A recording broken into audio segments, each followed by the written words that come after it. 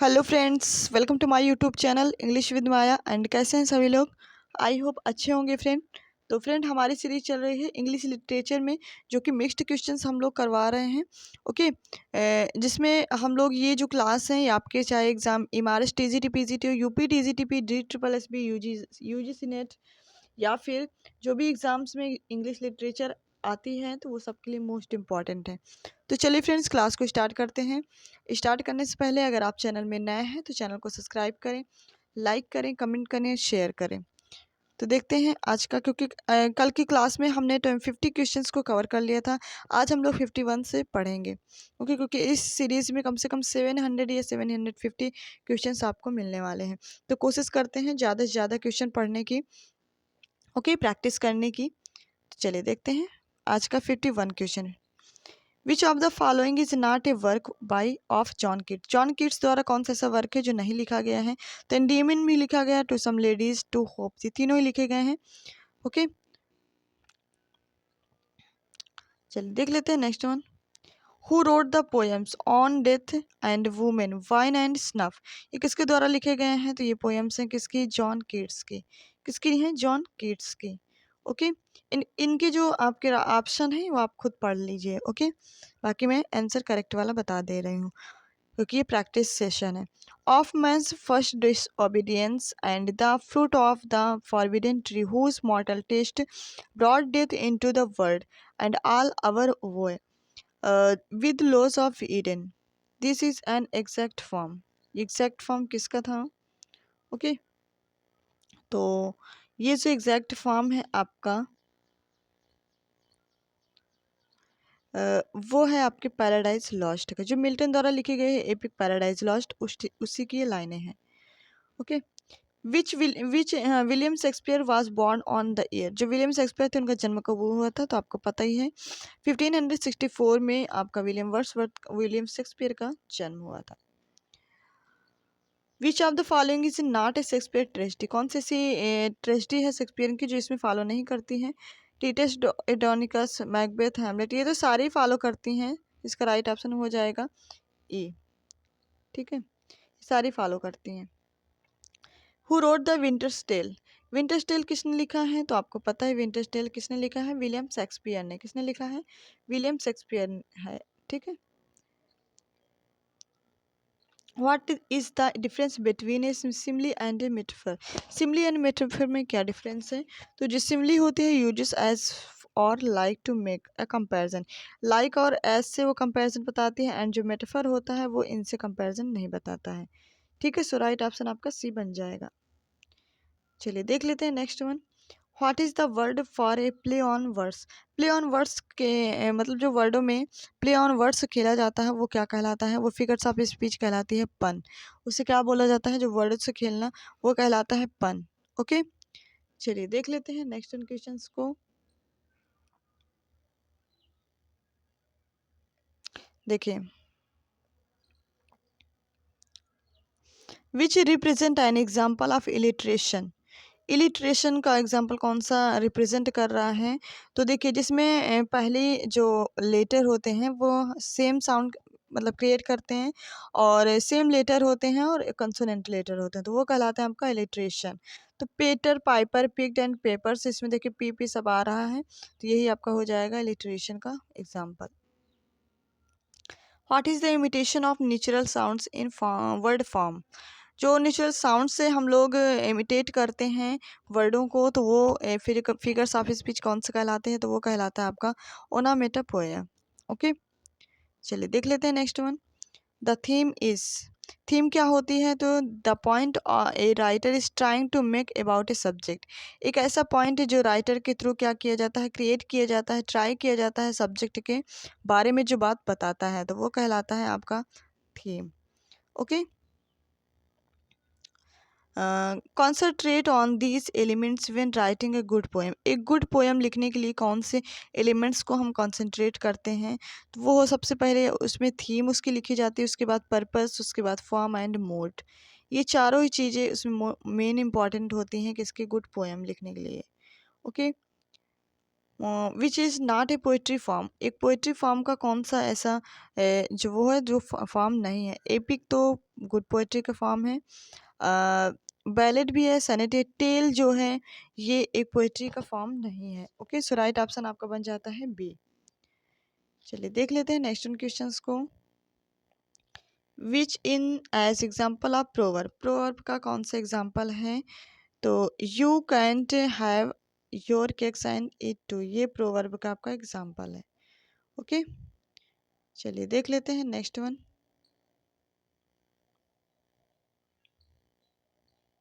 एक मिनट।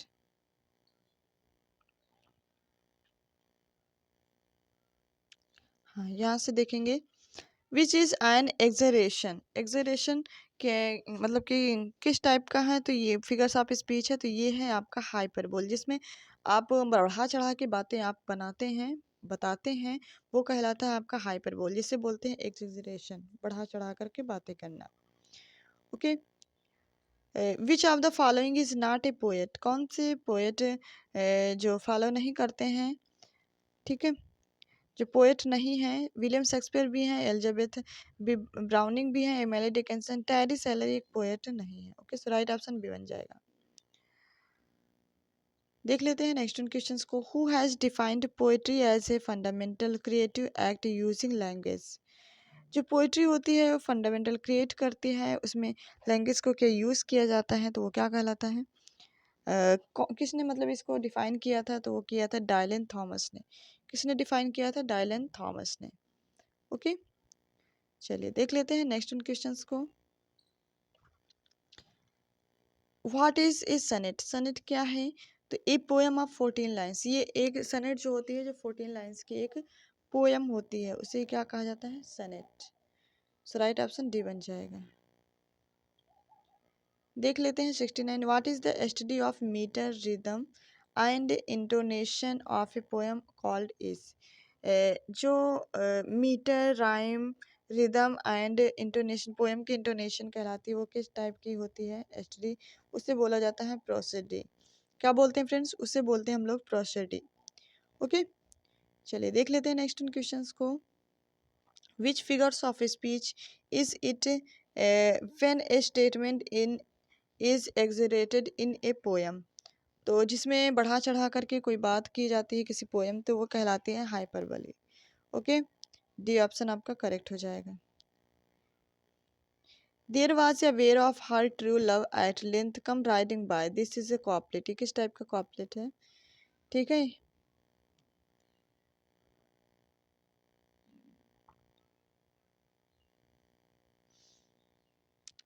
तो form of the bailiff's daughter of Islington. What figure of speech used by poet, poet ने कौन सा figure of speech use किया है? तो वो किया है सिनेक्डोजी। किसने किया है? सिनेक्डोजी, जिसमें a part of whole and whole of a part की बात कही जाती है। ओके, चलिए देख लेते हैं नेक्स्ट वन।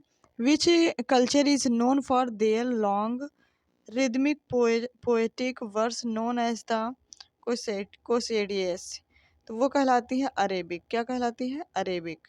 ओके, चलिए देख लेते हैं नेक्स्ट क्वेश्चंस को। Complete the Shakespeare line let me not to the marriage of two minds being, तो ये किस टाइप को कंप्लीट करता है? तो ये कंप्लीट करता है इम्पेडिमेंट्स को। किसको? इम्पेडिमेंट्स को। Okay, which of the following is a Japanese poetic form. जो जैपनीज पोएटिक फॉर्म होती है उसे क्या कहा जाता है? उसे कहा जाता है जिनटिसी। क्या कहा जाता है? जिनटिसी। चलिए देख लेते हैं नेक्स्ट वन क्वेश्चंस को। What is the title of the poem that begins thus. What is this life is full of care we have no time to stand and stare, कहलाती है लेजर। क्या है? लेजर। टाइटल, पोएम का title क्या है? Leisure. Okay, which of the following is not an English poet from England. वो थे Victor Hugo. कौन थे? Victor Hugo. चलिए देख लेते हैं नेक्स्ट वन क्वेश्चंस को।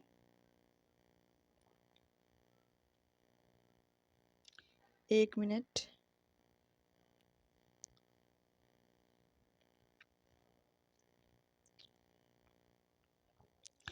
Who was often called as the romantic poet as most of his poems revolved around nature. Okay, तो ये कहलाते हैं विलियम वर्ड्सवर्थ। जो कि रोमांटिक पोएट भी कहे जाते हैं और इनको रिवॉल्व अराउंड नेचर के नाम से भी इनकी पोएम्स जानी जाती हैं, तो वो हैं William Wordsworth. What is a funny poem of 5 lines called? एक ऐसी फनी पोएम जो कितनी लाइन्स की होती है, 5 लाइन्स की होती है, वो कहलाती है आपकी लैमरिक। उसे क्या बोला जाता है? लैमरिक पोएम बोला जाता है। देख लेते हैं नेक्स्ट उन क्वेश्चंस को। How did W H. Auden describe poetry? Describe poetry मतलब कि जो अब डब्ल्यू.एच. एडन है वो अपनी पोएट्री को कैसे डिस्क्राइब किए हैं? तो गेम ऑफ नॉलेज में। किसमें? गेम ऑफ नॉलेज के रूप में। Sassoon and Brooke wrote the kind of poetry. Sassoon and Brooke ने किस टाइप की पोएट्री को लिखा है? तो लिखा है वार पोएम्स। कैसी पोएम्स लिखी हैं? वार पोएम्स। ओके, चलिए देख लेते हैं नेक्स्ट उन क्वेश्चंस को। Where did T S Eliot spend most of his childhood? तो टी एस इलियट जो स्पेंड किए हैं अपने बचपन किसके साथ, कहाँ? मतलब एस टी लुइस के साथ। ओके, चलिए देख लेते हैं next one. Ted Hughes was married to which American poetess? Ted Hughes किसने के साथ मतलब अपने अमेरिकन पोएटेस थी जिनके साथ उन्होंने शादी की थी, तो वो कौन थी? तो वो थी सिल्विया, है ना, सिल्विया प्लेथ के साथ उन्होंने शादी की थी। Okay, how old was Robert Brooke as the time of his death? जो रॉबर्ट ब्रूक थे वो उनकी डेथ कब हुई थी? तो उनकी डेथ हुई थी 28 ईयर्स। ठीक है, चलिए देख लेते हैं next one. In what form of Dylan Thomas Under Milk Wood first become known? तो वो कहलाते थे ए रेडियो प्ले। किस टाइप का फॉर्म था? वो था एक रेडियो प्ले। चलिए देख लेते हैं next one. The magazine contemporary poetry and verse prose was inspired by which exhibition? तो वो था द सयलिस्ट एग्जीबिशन। कौन था? The surrealist exhibition. B option आपका करेक्ट हो जाएगा। देख लेते हैं नेक्स्ट उन क्वेश्चंस को। Why did poetry quarterly cease publication in 1953? 1953 में जो पोएट्री क्वार्टरली था उसका पब्लिकेशन क्यों किया गया था? तो ऑनर कन्विक्टेड ऑफ फ्रॉड के लिए। किसके? कौन? ऑनर कन्विक्टेड ऑफ फ्रॉड के लिए। ओके, चलिए देख लेते हैं नेक्स्ट क्वेश्चंस को। एडलस हक्सली वाज ए पोएट, मतलब एक पोएट थे, but was better known as what? But लेकिन और किस नाम से वो जाने जाते थे? वो नॉवलिस्ट। लेकिन ज़्यादा बेटर किसके नाम से थे? नॉवलिस्ट से। चलिए देख लेते हैं next. Of which poet was it said even if he has not a good poet he is certainly a great something? ये किससे कहा गया है? किस पोएट के बारे में ये बात कही गई है? तो देख लेते हैं।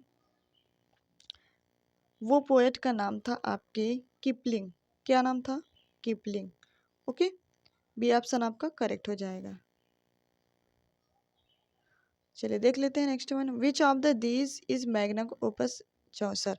जो चौसर को मैग्नस ओपस कौन सा वो था वर्क था? तो वो था कैंटरबरी टेल्स। कौन सा था? Canterbury tales.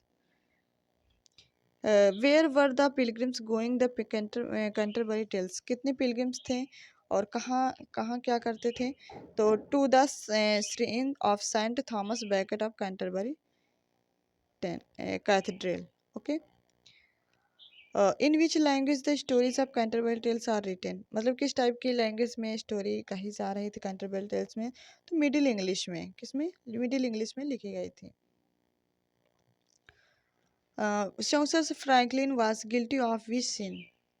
वो थे ग्लटनी। कौन थे? ग्लटनी। देख लेते हैं नेक्स्ट वन क्वेश्चंस को। आज हम लोग 100 क्वेश्चन करेंगे क्योंकि 50 क्वेश्चन हमने पिछली क्लास में कर दिए, 50 क्वेश्चन आज भी करेंगे। ठीक है। How many language did Chaucer knows? कितने लैंग्वेज मतलब चौसर ने यूज़ किया है? तो उन्होंने किया है 4 लैंग्वेज। कितनी? 4 लैंग्वेज में चौसर जानते थे। ठीक है। From which language the name Chaucer has been driven? जो चौसर थे वो किस मतलब कि कौन सी लैंग्वेज में मतलब कि यूज़ किए थे? फ्रेंच ज़्यादा वो यूज़ करते थे। ठीक है। नेक्स्ट क्वेश्चन से देख लेते हैं इनका। वेयर डिड चौसर बरी? तो वो थे वेस्टमिनिस्टर अबे। चौसर वाज इम्प्रिजन ड्यूरिंग? कब वो मतलब इम्प्रिजन हुए थे? तो वो थे 100 ईयर्स वार्स के during. Okay, how many children Chaucer had? Chaucer के कितने बच्चे थे? तो वो उनके थे 4 बच्चे थे। ठीक है।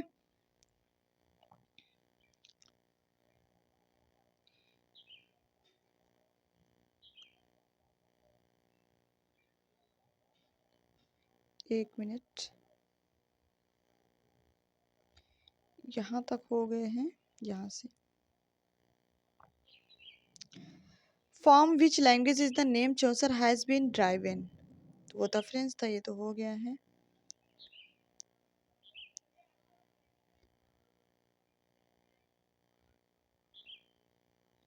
हाँ 97 देख लीजिए, which people began their invasion and conquest of south western Britain around 450, तो वो कौन से थे 450 के दौरान, तो वो थे एंग्लो सैक्सन कहे जाते थे। Okay, words which form which language began to enter English vocabulary around the time of Norman conquest 1066 में, तब कौन सी लैंग्वेज यूज़ की जाती थी, फ्रेंच। ओके, चलिए देख लेते हैं next one, which hero made his earliest appearance in Celtic literature before becoming a staple subject in French, English and German literature, तो कौन से हीरो कहे जाते थे, तो वो हीरो कहे जाते थे अर्थर को। किससे कहा जाता था फ्रेंड, अर्थर को। राइट ऑप्शन आपका क्या बन जाएगा, बी। चलिए आज का लास्ट क्वेश्चन देख लीजिए, towards the close of which century did English replace French as the language of conducting business as parliament and in court of law, तो वो कौन सी सेंचुरी थी, वो थी आपकी 14th सेंचुरी। कौन सी थी फ्रेंड, 14th सेंचुरी। तो ये थी फ्रेंड आज के कुछ 50 क्वेश्चंस, जिसमें हम लोगों ने ये सीरीज़ का 100 क्वेश्चंस कंप्लीट कर लिए हैं। नेक्स्ट क्लास में और भी 50 क्वेश्चंस कवर करेंगे। हर क्लास में हम लोग 50 क्वेश्चंस लेके चलेंगे, ठीक है, प्रैक्टिस करेंगे। तो ये क्लास कैसी लगी, आप अपना कमेंट बॉक्स में अपना फीडबैक ज़रूर लिखा करें और बताया करें आपके लिए कितनी यूज़फुल है। ओके, और अगर आप चैनल में नए हैं तो चैनल को सब्सक्राइब करें, लाइक ज़रूर कर दिया करें और अपने फ्रेंड तक शेयर ज़रूर किया करें। ओके, तो चलिए फ्रेंड्स अब हम लोग क्लास को और करेंगे। Thank you so much.